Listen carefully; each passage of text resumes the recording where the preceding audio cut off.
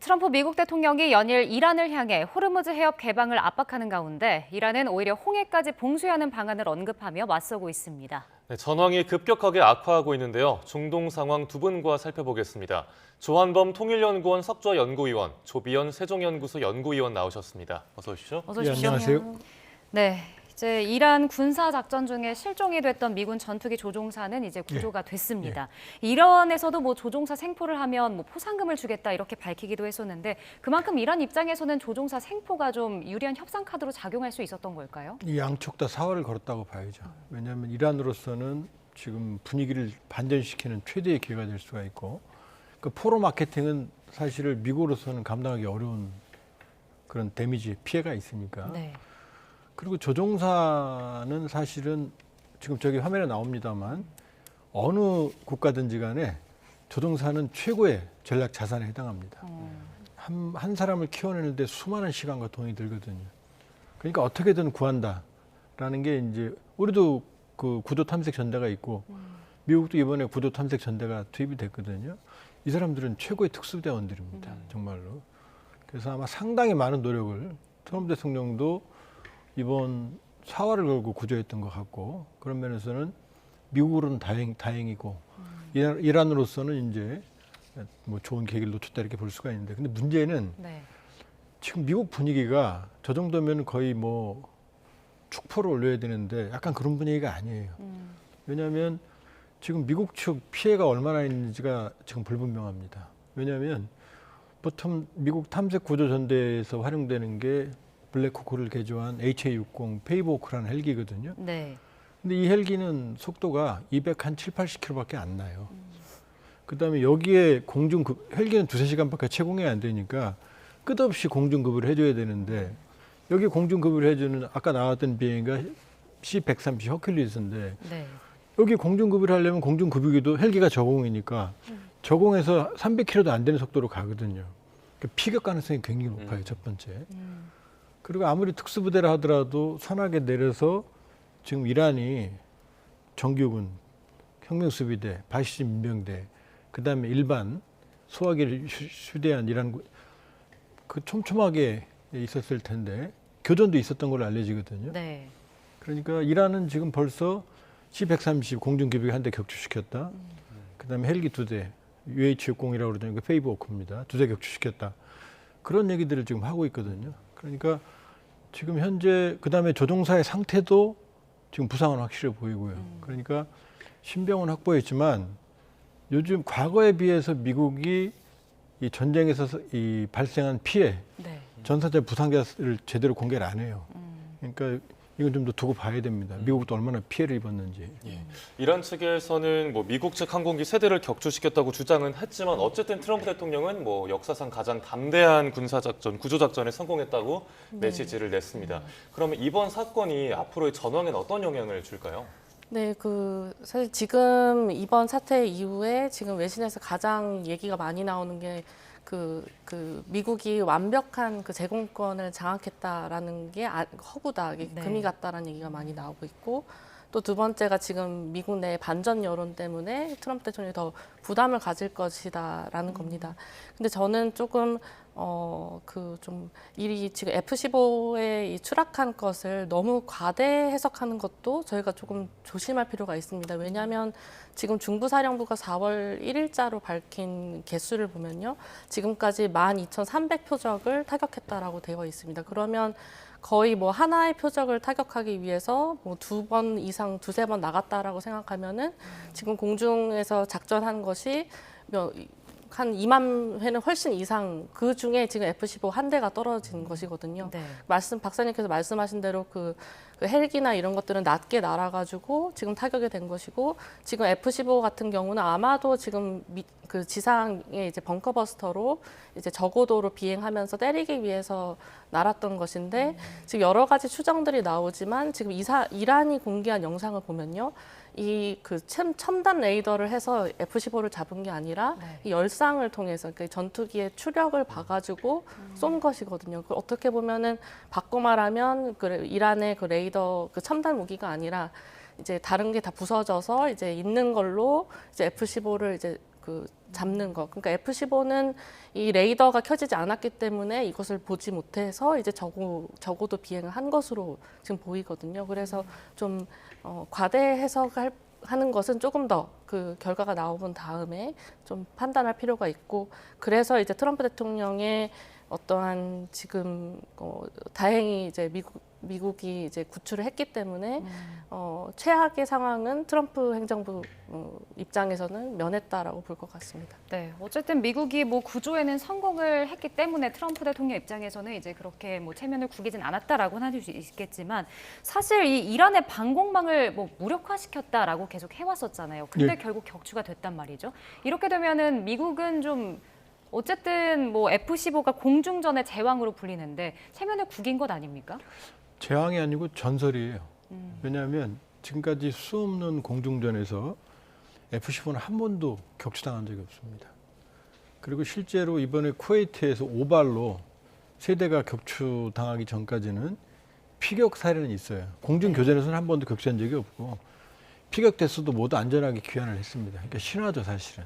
그러니까 믿을 수 없을 정도인데, 근데 왜 이런 일이 발생을 하냐면, 우리 조 박사님 잠깐 설명을 하셨지만, 고고도에서, 자, 이란의 방공망은 대부분 괴멸돼 있어요. 그러니까 F-15처럼 고고도에서 정밀 무기로 만일에 이란을 타격했다면 이런 일이 벌어지지 않았을 거예요. 그런데 첫 번째, 고고도에서 정밀 무기로 타격할 만한 목표물들은 이제 거의 없어요. 저고도로 내려와야 됩니다. 끊임없이 찾아야 됩니다. 그리고 또 하나는 정밀 무기가 재고가 많이 감소됐기 때문에 소위 말하면 자연학화 폭탄, 멍텅구리 폭탄, 이걸 투하해야 되는데, 물론 이것도 멍텅구리는 아니에요. 여기 이제 키트를 달아서 레이저나 GPS로 유도를 하거든요. 그러려면 저고도로 내려와야 돼요. 내려오면 피격 가능성이 높아지죠. 그다음에 채공 시간도 많아져야 되는 거고. 그러니까 이번에 지금 A-10 공격기, A는 어택 공격기라는 얘기입니다. 공중전이 아니고 대지 공격을 하는 거거든요. 그럼 얘도 내려와야 돼요, 저공으로. 얘는 현대전에 안 맞기 때문에 가공할 만한 그동안 유력이 있었지만 방공망이 취약하거든요. 그래서 전량 퇴역하기로 했어요. 우리 오산에서 다 나갔습니다. 근데 이번에 지금 투입을 시켰거든요. 이 얘기는 뭐냐? 바로 제한적인 지상작전을 하기 위한 근접 지금 작업을 준비하는 거거든요. 그럼 피격이 굉장히 높아요, 피격률이. 물론 A-10은 아주 튼튼한 비행기이기 때문에 심지어 한쪽 날개가 다 없이 반쪽 날개만으로도 그 귀환한 적이 있어요. 그러나 지금 이 사건, 이 F-15와 A-10의 격추가 왜 미국에게 뼈아프냐면, 이러면 앞으로는 마음대로 공격을 못 한다는 얘기예요. 교리를 바꿔야 돼요. 그러니까 미국의 공격도 제약이 있을 수밖에 없고, 지금과 같은 상황이 계속 된다면 이제 피격 가능성이 훨씬 높아지는 거죠. 네, 미국으로선 신경 쓸 변수가 조금 더 많아졌다는 분석인데, 트럼프 대통령이 이란을 향해 이제 최후 통첩한 시한이 원래는 48시간이었고 이제 우리 시간으로 40시간 정도가 남은 것 같아요. 뭐 이란을 석기 시대로 되돌려 놓겠다 이런 엄포도 나는데, 과연 트럼프 대통령 그 정해진 시간 지나면 어떤 결정이나 발언 내놓을 거라고 보세요? 네, 지금 트럼프 대통령이 계속 연장을 해왔기 때문에 다시 한번 연장할 가능성도 있을 수 있고, 아니면 정말로 말한 대로 지금 제한적 규모의, 하지만 이란한테는 이제 결정적인 그런 공격을 감행할 가능성, 두 가지가 다 있어 보입니다. 근데 원래는 사실 한 번 더 연기할 수 있겠다라고 생각을 하고 있었는데, 지금 미국 내부의 그 반전 여론이 거세지는 걸 보면은 트럼프 대통령이 오히려 이 테러를 못 찾아서 그냥 군사 작전을 감행할 수도 있겠다라는 생각이 듭니다. 왜냐하면 지금 뭐 언론에서도 많이 나왔지만 그 2,000명의 그 공수여단이 이미 도착했고, 그 트리폴리함, 헬리콥터 항모라고 불리는 트리폴리함도 그 해병 원정대하고 3,500명 규모가 도착을 했고, 지금 또 거기로 가고 있는 것이 복서호에 그 또 해병 원정대가 가고 있는데, 여기에 더해서 항공모함 2대가 또 중동으로 가고 있습니다. 하나가 원래 제럴드 포드 이제 베네수엘라 작전을 하고 이제 2월 28일 이 전쟁이 발발하면서 중동에 왔다가 한번 불도 나고 해서 크로아티아에 잠깐 정박을 했었거든요. 그래서 이게 지금 부시 항공모함으로 뭐 교체되는 거 아닌가 해가지고 부시함이 오고 있다라고 했는데, 제가 마지막으로 확인한 것을 보면은 둘 다 둘 다 중동으로 오고 있다라고 합니다. 그러면 어느 정도의 군사작전은 트럼프 대통령이 계획을 하고 있는 것인데 지금 이걸 언제 하느냐의 시점이 지금 트럼프 행정부의 여러 가지 셈법 속에서 정해질 것으로 보여집니다. 네, 지금 말씀해주신 대로 뭐 병력이 계속 중동에 속속 도착하고 있기도 하고, 근데 이제 협상 테이블에 이란을 좀 올려놓기 위한 미국의 그냥 작전인 건지, 아니면 말씀하신 대로 이제 뭐 발전소나 석유 시설에 대한 공격이 있을지도 궁금한데, 안 그렇다면은 뭐 공격할 수 있는 곳이 또 따로 있을까요? 지금 여기서 확전하면 안 돼요. 지금 트럼프가 예고한 대로 발전소나 인프라, 지금 부시로 원전까지 때리고 있거든요. 원전이 터지면 페르시아만이 붙어 있거든요. 그럼 주변국이 모두 방사능 오염될 수가 있고, 네. 중요한 건 그 부시에르 원전 건너편에 아랍에미리트에 4개의 원전이 가동이 되고 있어요. 우리가 져준 겁니다. 바라크 원전. 이란이 만일에 부시에르 원전을 타격을 받으면 이란이 똑같이 할 거예요. 그 원전을. 그리고 이란이 발전소를 맞으면 주변국의 발전소를 때릴 거예요. 이란도 명분이 있죠. 왜? 그 국가들에 다 미군 기지가 있으니까. 그리고 발전소나 인프라는 국제법, 뭐 힘의 논리가 지배하는데 국제법이 무슨 의미가 있냐 그러지만, 그건 뭐 일반적인 정상 국가가 아닌 국가는 문제가 안 되지만 미국 문제가 됩니다. 나중에 전쟁 끝나면. 그러니까 민간 시설에 대한 공격은 법적으로 많은 논란이 있어요. 이번에 다리를 폭격한 것도 교량도 가동이 된 다리가 아니었어요. 그걸 군용다리라고 입증을 할 수가 없잖아요. 거의 100여 명 사상자 다 민간인입니다. 네. 그럼 만일에 미국이 트럼프 대통령이, 제가 볼 땐 트럼프 대통령이 지금 제 판단의 문제는 뭐냐면, 이 정치나 외교 안보적 사안을 비즈니스맨의 방식으로 다루고 있어요. 압박을 하면 통한다고 생각하는데, 지금 이란의 입장에서는 압박으로 통해서 지금 퇴로가 없거든요. 그러니까 이란은 여기서 항복 절대 안 합니다. 두드려 맞아도. 그럼 트럼프 대통령은 압박하기 위해서 48시간 지나면 발전소나 인프라를 차례차례 공격을 하면 네. 이게 통하는 게 아니라 이란은 더 반발을 할 거거든요. 그럼 지금 트럼프 대통령은 확전할 생각은 없어요. 그러니까 압박을 통해서 빨리 끝내고 싶어 하는데, 이게 더 의도치 않은 확전으로 갈 가능성이 있다는 거죠. 이란은 더 명분을 찾는 거죠. 네, 이란은 공격받는 만큼 눈에는 눈, 그러니까 비례성의 원칙에 입각해서 계속해서 맞서고 있고, 또 쿠웨이트의 담수화 시설을 공격하기도 했는데, 이 담수화 시설이 중동에 있는 그 시설들을 공격한다는 건 생명줄을 옥죄다는 거잖아요. 어떤 의미일까요? 네, 그렇습니다. 지금 걸프 국가들이 이 사막 그 기후 때문에 담수화 시설 유전도가 굉장히 높습니다. 네. 근데 보면은 이란은 당연히 그 해안에 있기 때문에 10% 미만이라고 되어 있고요. 근데 이제 지금 이란한테 공격을 받는 국가들, 쿠웨이트, 카타르, 바레인 이런 국가들이 다 70에서 90% 지금 아마 화면에 나올 것으로 나오고 있는데 그 유전도가 굉장히 높습니다. 그러니까 이 담수화 시설을 공격한다는 것은 이들의 그 생명선을 이렇게 직결한다라는 것이고, 네. 한 두 개의 목적이 있을 것 같습니다. 첫 번째는 이 지금 미국하고 이스라엘로 인해 시작된 전쟁, 이것에 대한 국제사회 여론을 굉장히 나쁘게 만들려고 하는 그 비용 부과 측면이 굉장히 크다라고 보여지고, 두 번째는 결국 미국이나 이스라엘 편에 서지 말라는 것이죠.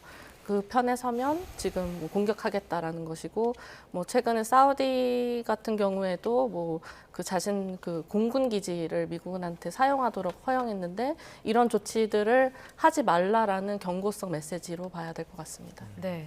근데 이제 이스라엘도 뭐 앞서 잠깐 언급해 주셨지만 이 부쉐르 원전에 공격을 했거든요. 이곳을 때린 그 의도는 뭘까요? 조금 조심해야 되지만 좀 심하게 말하면 미친 짓입니다. 왜냐하면 말씀드렸지만 지금 아랍 국가들이 페르시아만에서 담수화 시설을 가동하고 있거든요.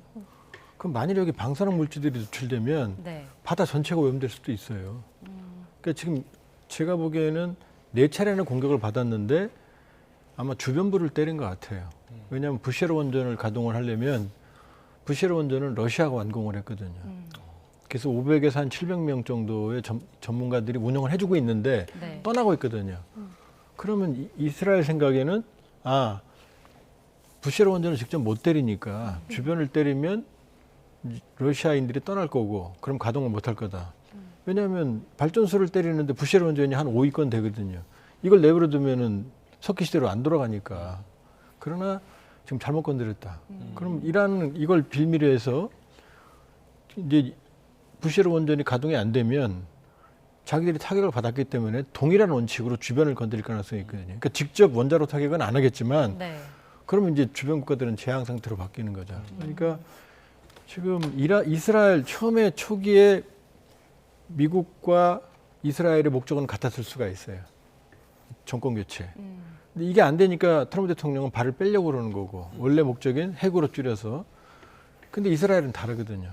여기서 이란을 내버려 두면 다시 복구합니다. 네. 뭐 10년, 15년이지만 지금 북한이라는 변수가 있기 때문에 북한과 이란 간의 그 미사일 핵 커넥션이 가동이 되면 과거의 전례를 봤을 때 경제는 모르겠지만 핵과 미사일 능력은 1년이면 2년이면 회복할 수 있거든요. 그러니까 이스라엘 입장에서는 여기서 완전히 괴멸시키지 않으면 후환이 두려운 거죠. 그러니까 최대한 괴멸시키려고 하는 거고 정말로 석기 시대로 돌려놓으려고 하다 보니까 이제 선을 넘는 거죠. 부시르 원전까지, 그다음에 정유시설까지, 석유시설까지. 그러니까 지금 점점 괴리가 되는데 트럼프 대통령은 압박을 통해서 빨리 끝내고 나오고 싶은 거고 네. 이스라엘은 최대한 괴멸시키고 싶은 거고 그러다 보니까 이런 선을 넘는 일까지 나오는 거죠. 네, 뭐 미국과 이스라엘의 괴리가 좀 있다는 점 짚어주셨고 지금 얘기하고 있는 그 부시르 원전이 지도상으로 보면 뭐 이란 수도인 테헤란보다는 좀 더 남쪽, 그러니까 페르시아만 쪽에 인접한 곳이더라고요. 뭐 걸프국들 입장에선 거기서 만약에 뭐 방사능 유출돼서 정말 마실 물이 피해가 가면 그걸 네. 가장 걱정하는 것 같은데 걸프국들은 그럼 어떻게 대응에 나설까요?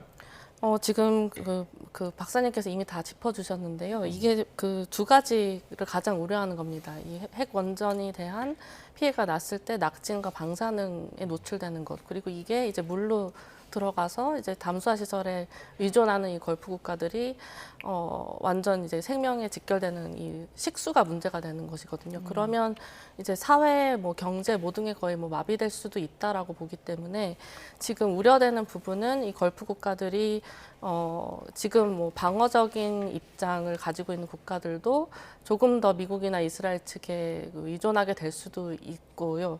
근데 다만 이제 지금 지금 바레인을 중심으로 해서 국제사회에 뭐 이렇게 공동성명을 쓴다든지 지금 네. 이런 식으로는 하고 있는데 정말 식수에 대한 그런 그 안전, 사회가 흔들리기 시작하면 조금 더 그 공세적인 방향으로 나올 수밖에 없지 않을까. 그게 가장 우려되는 부분입니다. 네. 지금 뭐 호르무즈 해협 봉쇄에 이어서 이제는 뭐 홍해 봉쇄될 수 있다 이런 우려의 목소리도 나오고 있습니다.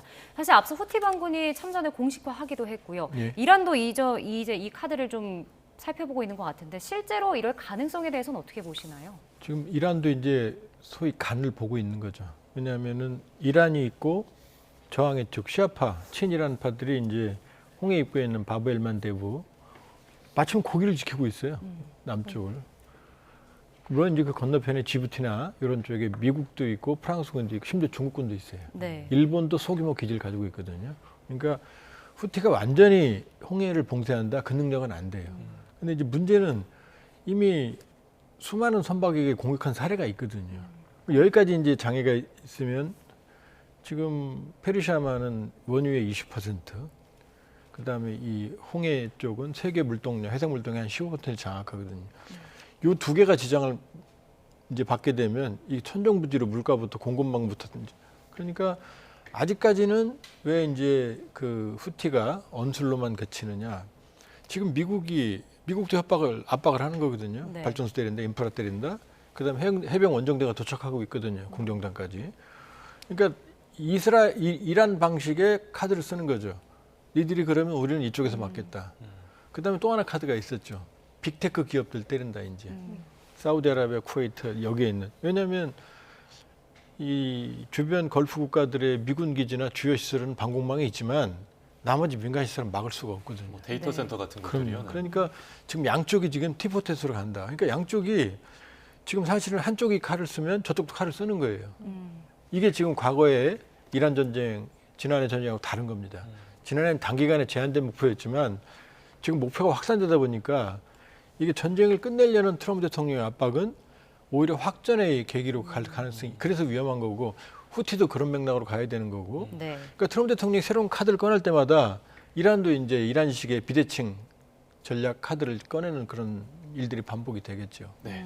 현실화가 되지 않기를 바라지만 만약에 홍해 뭐 바벨만데 배협이 막히게 되면 사우디아라비아까지 타격이 커서 네. 사우디도 이번 전쟁에 참전할 수 있다 이런 분석도 나오더라고요. 여기에 대해서는 어떻게 전망하세요? 네, 저는 조금 그 사우디의 완전한 참전은 그래도 제한적일 거라고 봅니다. 왜냐하면 그 미국의 국방부 자료를 보면은 후티가 2023년 이후에 그 미국 군함을 향해서 한 170회 이상 공격을 했다라고 합니다. 근데 그 이후에 미국이 2025년 이제 후티에 대한 공습을 했고 이때 이제 그 후티의 뭐 무인기 인프라라든지 이런 것들을 많이 타격을 했습니다. 그러니까 방금 박사님께 말씀하신 대로 이 홍해를 후티가 완전히 봉쇄할 수는 없을 것이고 그렇기 때문에 지금 사우디아라비아의 지금 입장은 휴전하고 외교적 수단 이것을 두 가지를 굉장히 강조를 하고 있거든요.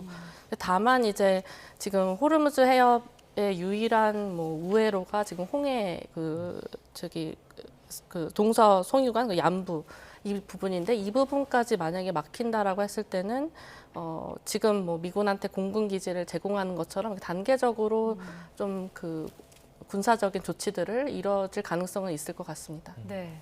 지금 뭐 이란이 사실상 봉쇄하고 있는 이 호르무즈 해협을 보면 선별적으로 개방을 하고 있는 것 같더라고요. 근데 이제 이 중에서 이라크는 형제국이라고 부르면서 봉쇄 대상에서 제외를 했는데 어떤 뭐 이유와 배경이 있었을까요? 지금 일본 선박도, 필리핀 선박도, 인도 선박도, 중국도, 그다음에 파키스탄도 많이 나오고 있어요. 네.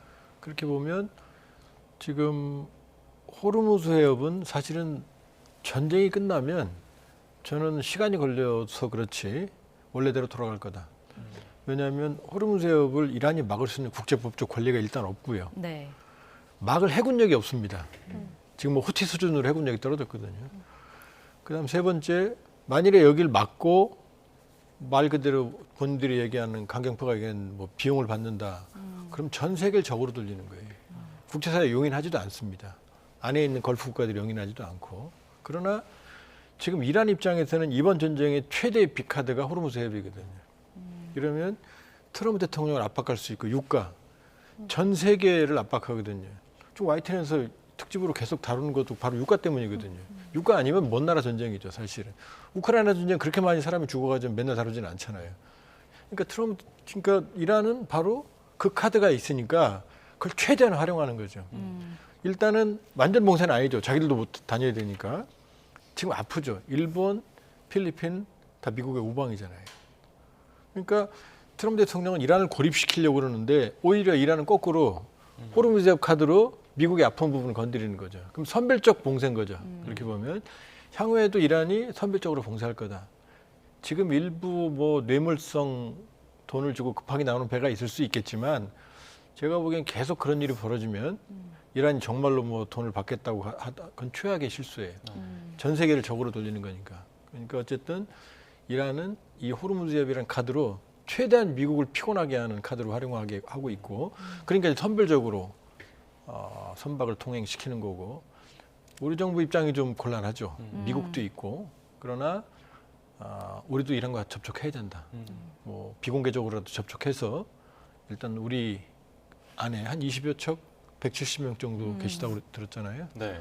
그러니까 우리도 미국과의 관계도 중요하지만 이런과 협력체계를 가동을 해야 됩니다. 그래서 급한 불은 꺼야 됩니다. 우리도. 예, 말씀대로 지금 한국 선박 26척이 여전히 호르무즈 해협에 묵혀 있는 상황이고 또 이란과 좀 접촉할 필요가 있다라고 짚어주셨는데 네. 그럼 현실적으로 우리가 이란 정부와 협상할 때 사용할 수 있는 카드는 어떤 게 있을까요?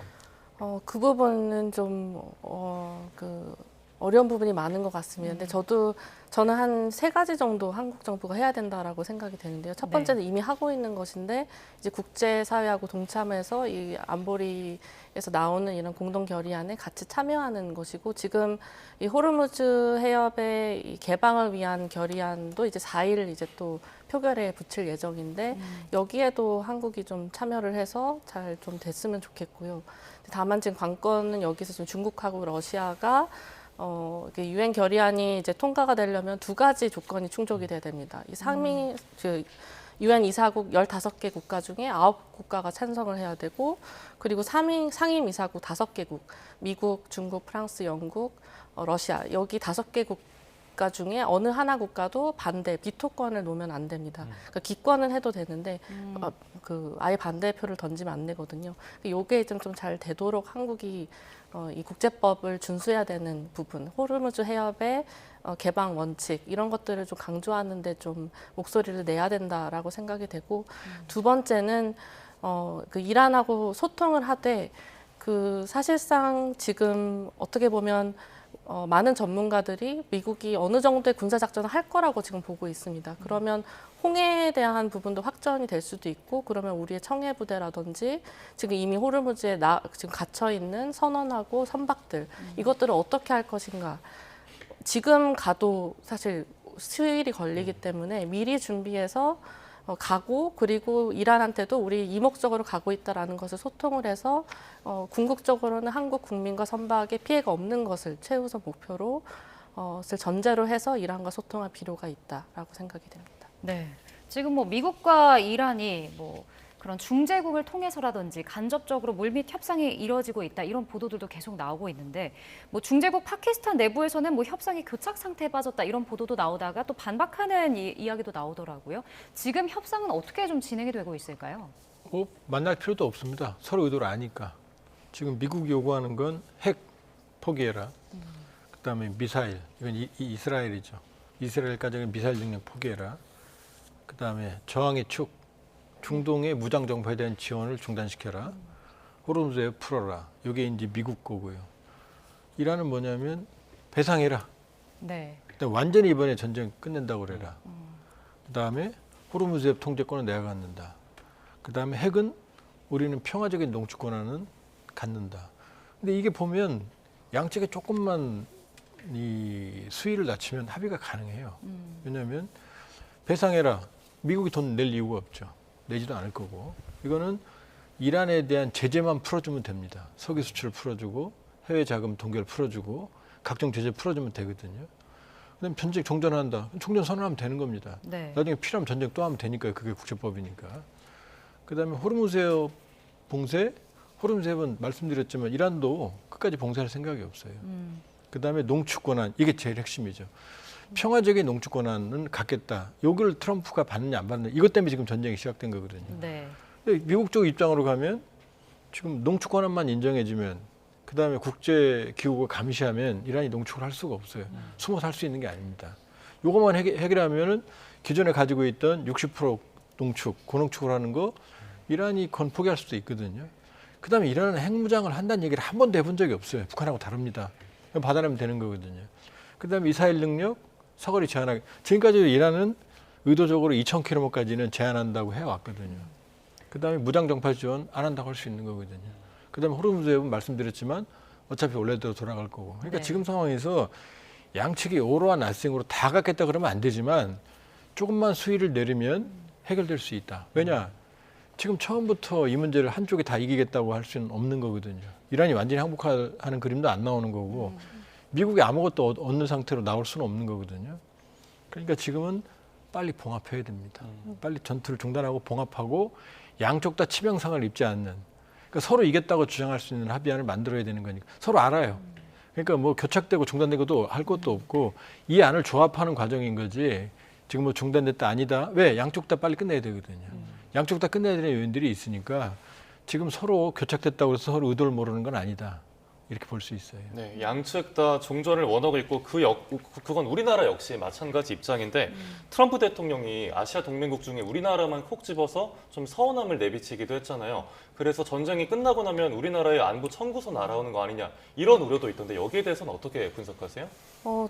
당연히 어느 정도 파장이 있을 것으로 보입니다. 이미 사실 지금 3,500억 달러에 대한 대미 투자가 미국의 지금 트럼프 대통령 시각에서는 뭐 지연되고 있다라는 그 생각이 굉장히 짙기 때문에 거기에다가 지금 이란 그 전쟁에 대해서 어떠한 군함이라든지 이런 거를 보내지 않은 것이기 때문에 트럼프 대통령 입장에서는 그런 시각들을 가지고 있을 것 같습니다. 근데 다만 이게 이란 때문에만은 아니고 3,500억 달러에 대한 그 촉구 그리고 지금 뭐 쿠팡이나 뭐 그런 내부에서 지금까지 축적되었던 것들에 대한 모든 불만이 좀 종합되는 그런 측면이 있는데 한국의 입장에서는 사실 3,500억 달러를 투자를 약속했을 때 가장 중요한 것이 핵 핵추진 잠수함이었습니다. 사실 핵추진 잠수함 관련돼서는 미국 국내법이나 이런 것들 여러 가지 내부 사정 때문에 또 이렇게 진척이 어려운 부분이 있거든요. 네. 그런 그 한국하고 미국의 원래 공동 팩트시트에서 담았던 우선순위를 다시 돌아가서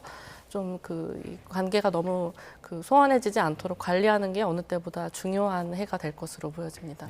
알겠습니다. 오늘 두 분 말씀 여기까지 듣겠습니다. 지금까지 조한범 통일연구원 석좌연구위원, 조비연 세종연구소 연구위원 두 분과 함께했습니다. 고맙습니다. 감사합니다.